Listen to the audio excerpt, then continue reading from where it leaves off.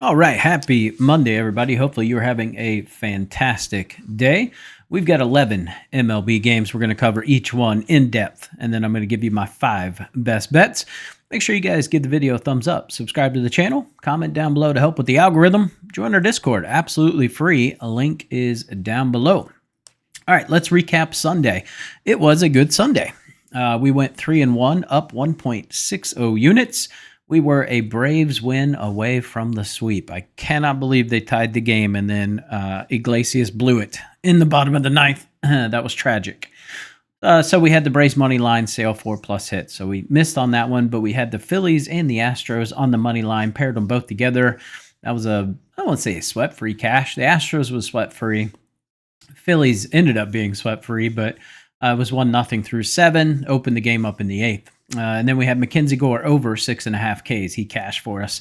And we had Aaron Judge, 1+ RBI at plus money. That cashed for us really early. Second AB, he ended up with 2 RBIs, actually. So Ben Rice would have been the guy yesterday. He had 4. But hey, we'll take that win. We'll take 3-1. Comment down below if the Padres killed your parlay. I know a bunch of you guys put them on there as like a freebie square. Tried to tell you guys. That was a weird one. Nick Pivetta in Coors Field like a ticking time bomb. Guy likes to give up home runs. That's just not his park. That is not where he is meant to be. All right, anyway, let's get into this slate today. First game on the card is going to be the Brewers and the Guardians. Freddie Peralta going up against Ben Lively. Peralta has been very solid as of late. We look at his last start, he was very solid. Against the Cubbies, went 6 innings, only gave up 4 hits. Against the White Sox in Chicago, only gave up 3 hits, but he gave up 2 home runs. So that was really what derailed that start, but he still only gave up 2 solos. Prior to that, against the Giants in San Fran, he gave up 3. That's not bad in that park. 0 against the A's.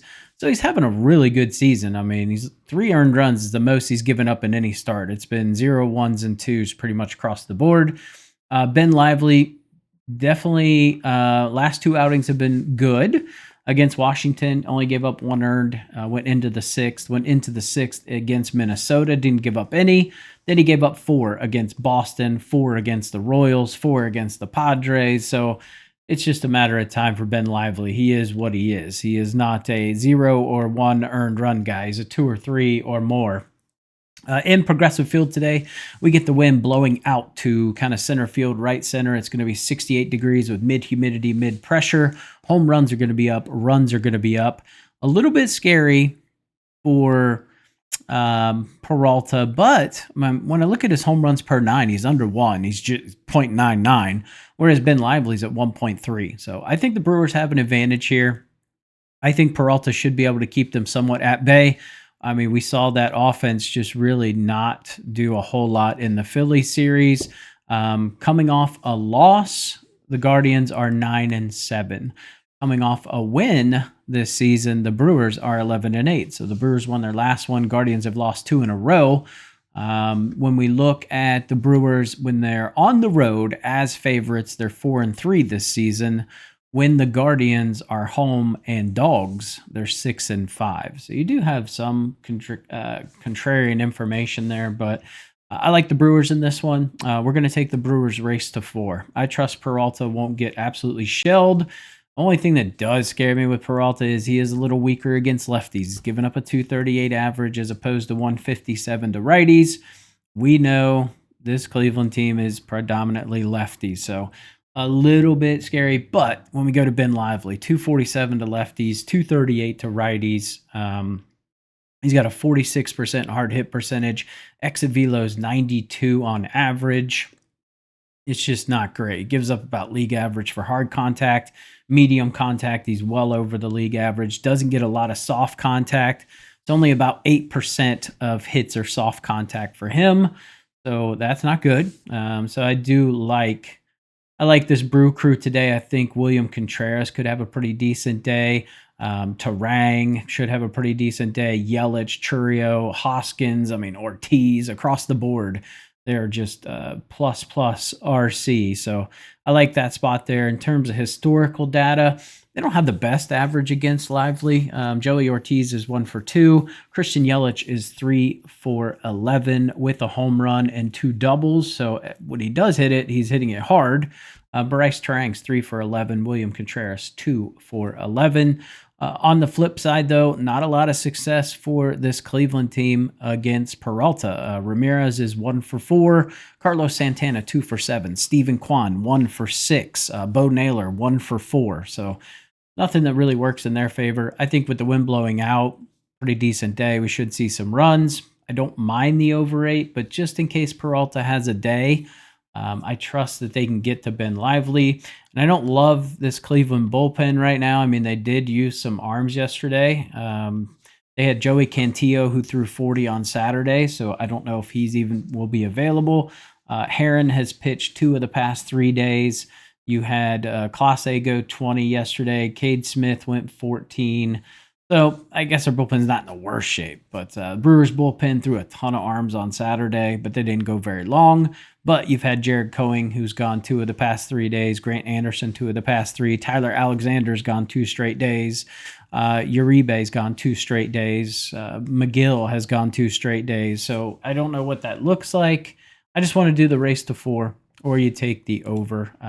I do get a little scared after Peralta, but I just have a feeling Brewers are going to come out hot and heavy right from the start, and we could see this, 6th inning hit. All right, next game is going to be the Red Sox and the Tigers. It's going to be Tanner Houck going up against Jackson Jobe.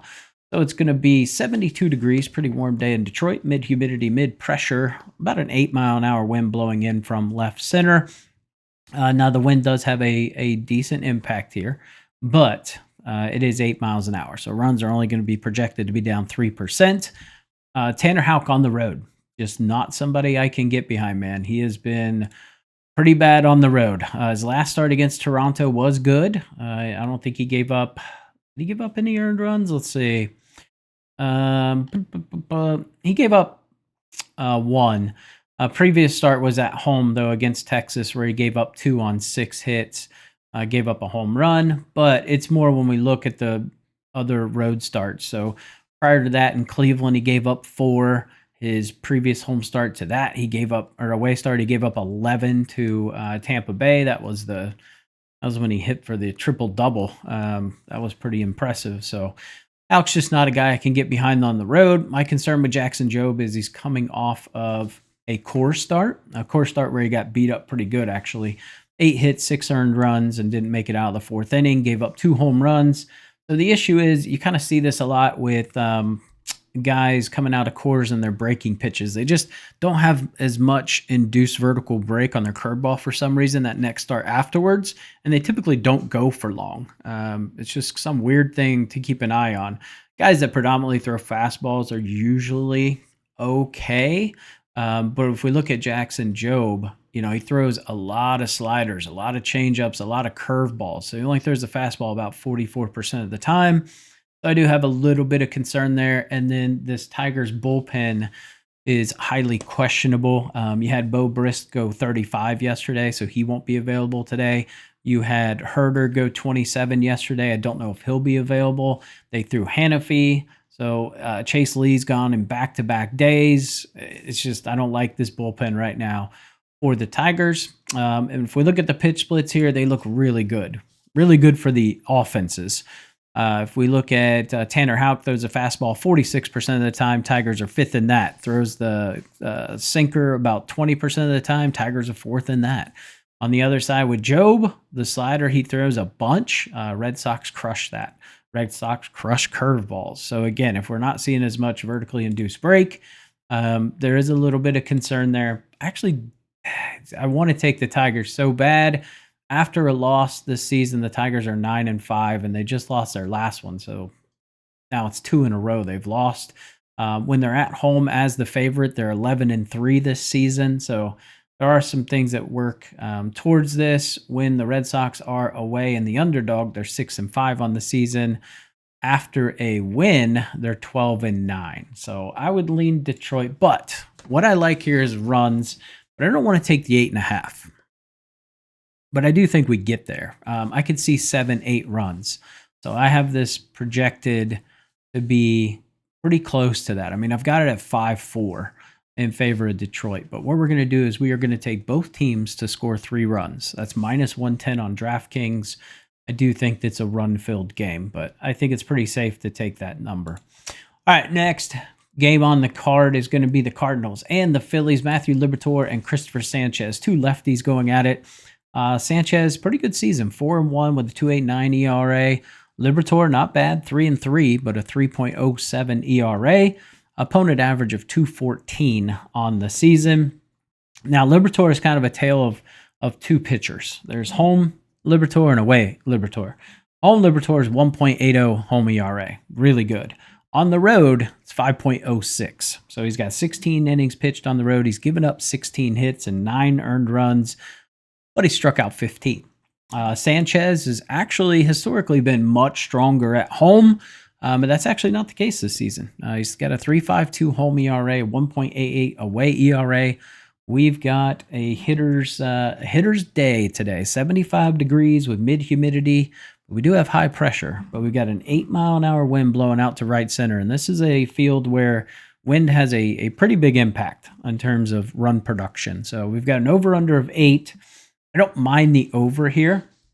I do think Sanchez gets hit a little bit. We've seen this Cardinals team get to lefties this season. I mean, they're hitting 273 over the past week, 234 over the past 2 weeks, doing a pretty decent job with runners in scoring position. Phillies versus lefties over the past week have been raking, hitting 333 with a 186 WRC plus. My issue with the Phillies, they just case so much. But I don't love the stats on either of these pitchers here in terms of like hard contact. They give up a ton of hard contact. They don't get a lot of soft contact. Liberatore's given up a 318 average with runners in scoring position. Sanchez has given up a 273 average with runners in scoring position.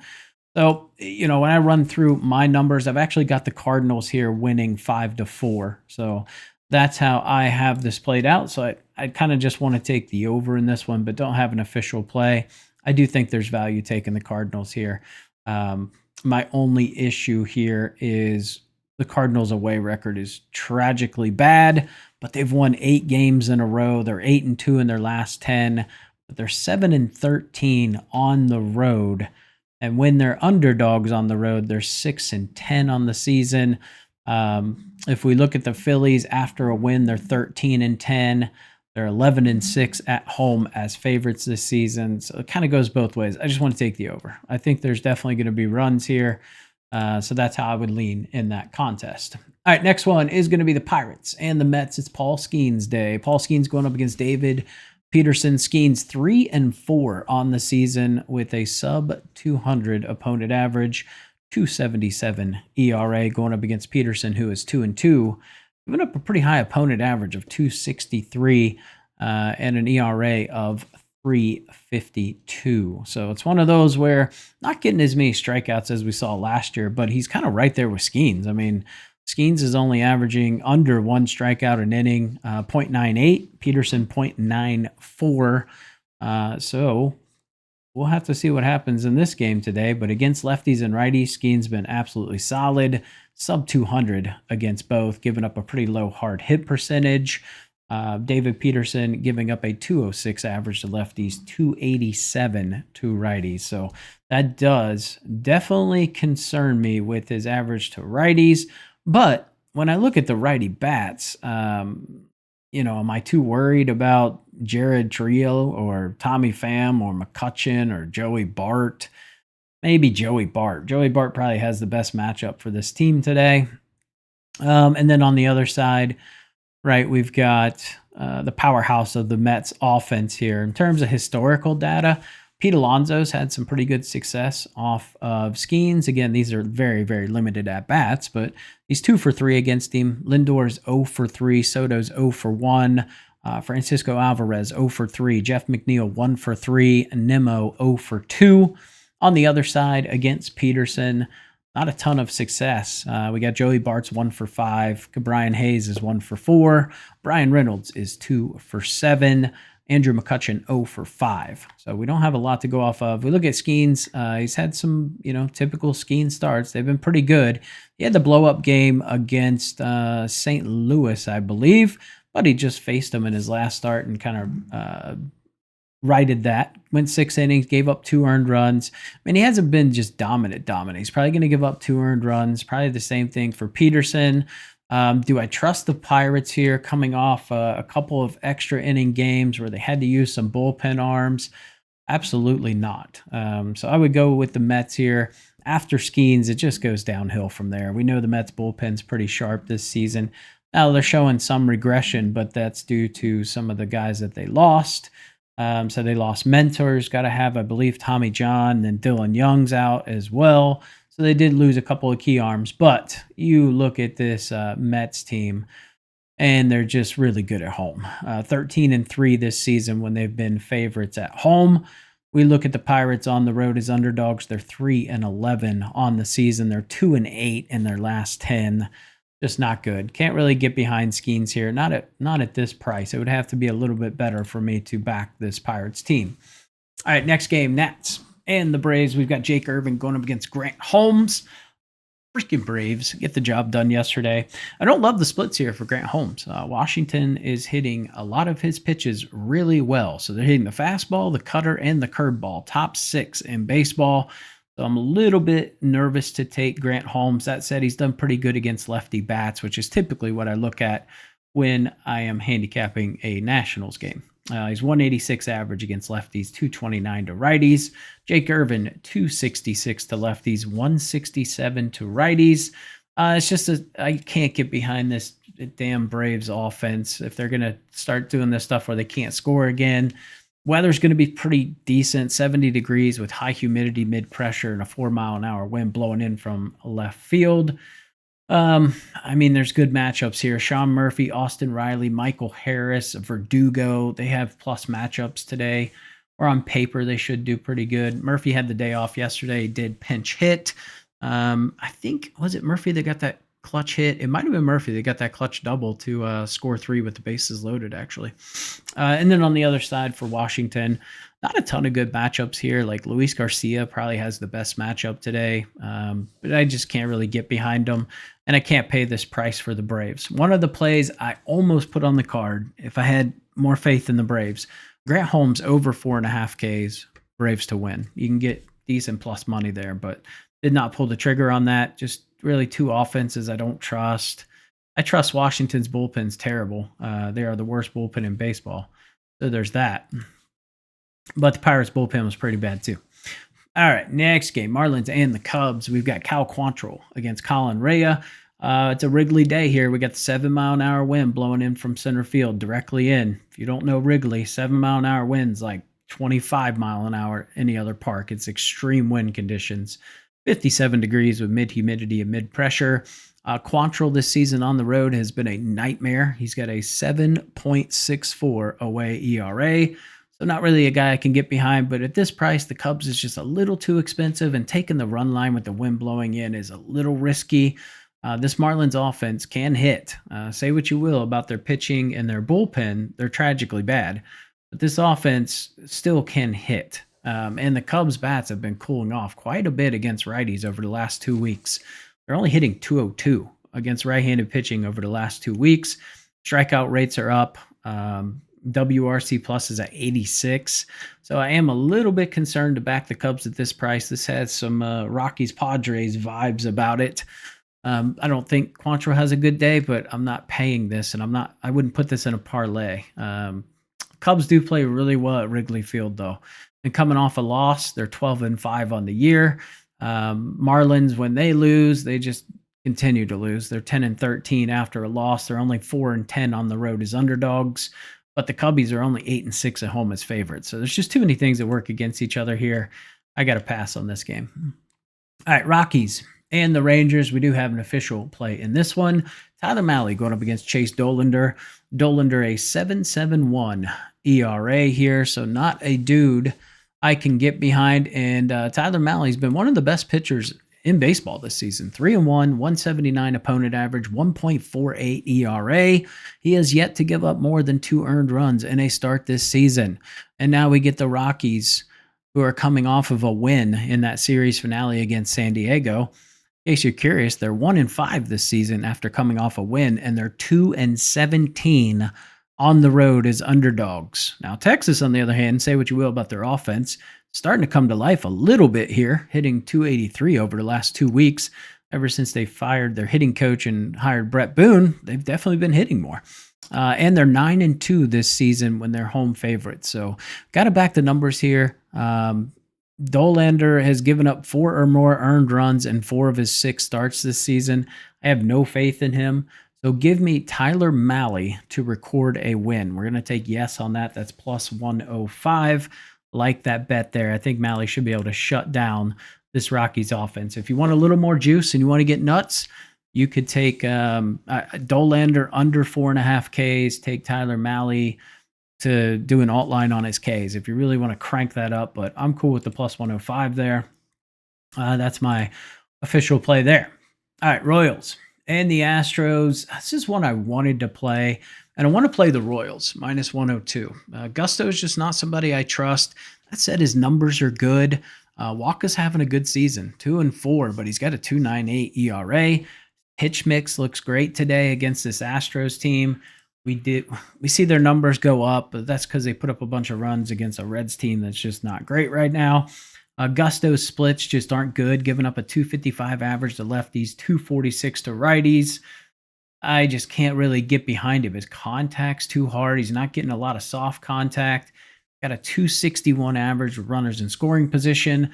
Michael Wacha only giving up a 108 average with runners in scoring position. One of the best in baseball in terms of runners in scoring position and batting average. So I like that for him. Not going to walk a bunch of guys. He's got a fairly low walk rate, but he's not going to strike a bunch of guys out either, which definitely concerns me.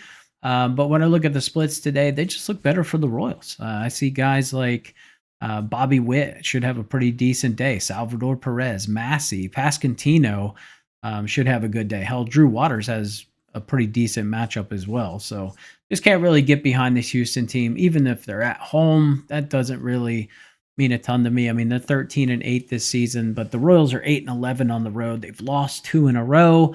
After a loss, they're not really bouncing back too well. They're 9-8 on the season.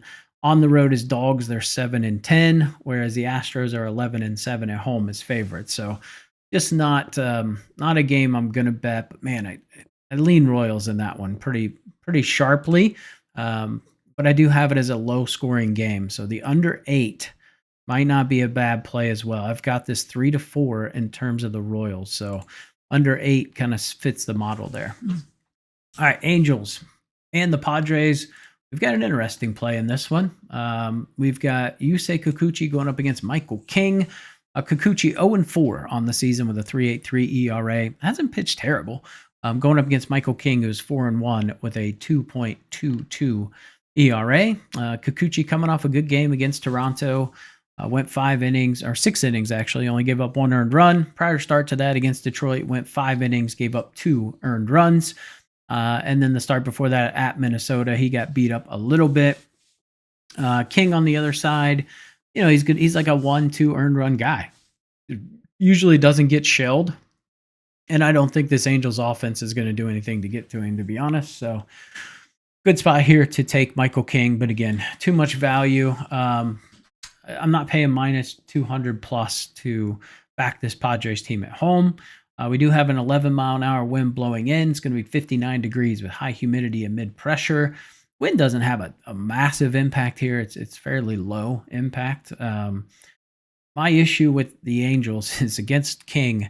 They are 1-for-19 with 7 Ks. So don't love this spot. Angels are leading the league in strikeouts against right-handed pitching. They are striking out at a ridiculously high clip of almost 30% this season. So what we're going to do is we're going to take Yusei Kikuchi to go over his K prop, which is 4.5. And we're going to take Michael King to go over his K prop, which is 6.5. Pair those two together, you get plus 196 on DraftKings. If we look at lefties versus San Diego, that's really the one I'm most worried about. But 3 of the last 4 left-handed pitchers have gone over their line against San Diego. So I do think he'll hit his props today. He's got a great slider. They should be able to get some Ks on. So I like this spot for him today. So that's how we're going to play this instead. We're going to take both pitchers over their K prop. All right, next game. Yankees and the Mariners. Looks like I skipped that one. A little reverse order on you. Oh, God, throat. Clark Schmidt going up against Emerson Hancock. Schmidt 0-1 with a 4.79 ERA. Hancock 1-1 with a 5.70 ERA. I don't love the pitch splits here for Hancock, and he's due for some regression. Yankees number 1 hitting the fastball, number 2 hitting the changeup. This guy is a fastball, changeup, slider pitcher, so that is not good. Hancock, not a dude I can trust either, giving up a 3.18 average to lefties, doing really good against righties, 152, but well-known fact, he pitches much better at home than he does on the road. We will have the stadium doors open today. 4-mile-an-hour wind blowing in just slightly, 59 degrees. So runs will be down, home runs will be down. But if we look at Seattle and the Yankees, when the Yankees are in Seattle, they've won 5, lost 4 going back to 2022. And they were 2-1 there last season. Hancock giving up a 3.02 average to lefties, 3.27 to righties. Now, he has been pitching better as of late, but I can't back this Mariners team after the Blue Jays just came in and kind of stomped them around. So I can't do it. Maybe a Yurfee here. I think this is a really good Yurfee candidate. So you can get minus 111 on FanDuel to take the Yurfee in this spot. So that is a play that almost made the card. It was really, really close to making the card. But yeah, can't really get behind either of these pitchers, but lean Yankees here. I do think that the Yankees get the job done today. Last game on the card is going to be the D-backs and the Giants. We got Merrill Kelly going up against Justin Verlander. We've got 2 really good offenses. The Giants are averaging 4.66 runs a game. D-backs are averaging 5.02. Put them all together, you get 9.68. That's cool math. We got an over-under of 8 today. We got a 13-mile-an-hour wind blowing out to center field. It's going to be 52 degrees with high humidity and mid-pressure. Now, wind has a very, very minimal impact. It is the opposite of Wrigley. It's the polar opposite. Very, very low impact because they installed some type of wall to block the wind. But humidity still matters, so we still should have some carry. We've got, just 2 average pitchers at best. Justin Verlander, Merrill Kelly. Verlander at home has not been good. He's got a 4.87 ERA this season. He's given up 13 runs in 20 innings. You look at Merrill Kelly on the road. He's not been good on the road. He's got a 5.31 ERA on the road. He's allowed 12 earned runs in 20 innings. So you put those guys together, they've given up 25 earned in 40 innings. I like this spot to take the over. I've got this handicapped at 5-4 in terms of the Giants. So we're going to go with the over. The Diamondbacks bullpen is terrible. I don't really love the shape of this Giants bullpen. They had to use a decent amount of arms. Like Hayden Birdsong shouldn't be pitching tomorrow. So I don't love the shape of their bullpen. And I think Verlander just has those big blow up innings. And we know this D-backs offense is powerful enough to where they could just break open a 6-run inning at will. So we're going to take the over today. We've got a decent amount of ABs against each other, honestly. So these pitchers have a lot of familiarity with the hitters and vice versa. Eugenio Suarez is 4 for 20 off of Verlander. Josh Naylor, 3 for 11. Pavin Smith, 3 for 6. Perdomo's 1 for 7. And then on the other side, we'll tell you Pavin Smith is 3 for 6 with 2 home runs off of Verlander. On the other side, you've got Willie Adames is 5 for 13 against Merrill Kelly. Lamont Wade is 3 for 19. Yastrzemski's 5 for 19. Flores 2 for 15. Patrick Bailey 2 for 9. So I've got a lot of ABs here against the other person. So I like this spot here. I think Verlander's due for a bad outing here. His last outing against the Cubs, 5 hits, 3 earned runs in 5 innings, 2 earned runs at Colorado, or at home against Colorado, I should say. Merrill Kelly gave up 3 in his last start against the Mets, 1 against Philly, 2 against Atlanta. Regression train is coming there. So just give me the over in that one. All right, let's get our best bets. Get you guys on your way. Like I said, make sure you guys like, comment, and subscribe to the channel. And here we go. All right, first best bet is going to be Brewers, race to 4. Then we're going to do Boston and Detroit. Both teams to score 3+ at -110 on DraftKings. Kikuchi and King over in their K props. Tyler Mahle to record a win. Yes. and Diamondbacks Giants over 8. So those are the plays, guys. I appreciate you guys tuning in, and I'll catch you in tomorrow's video.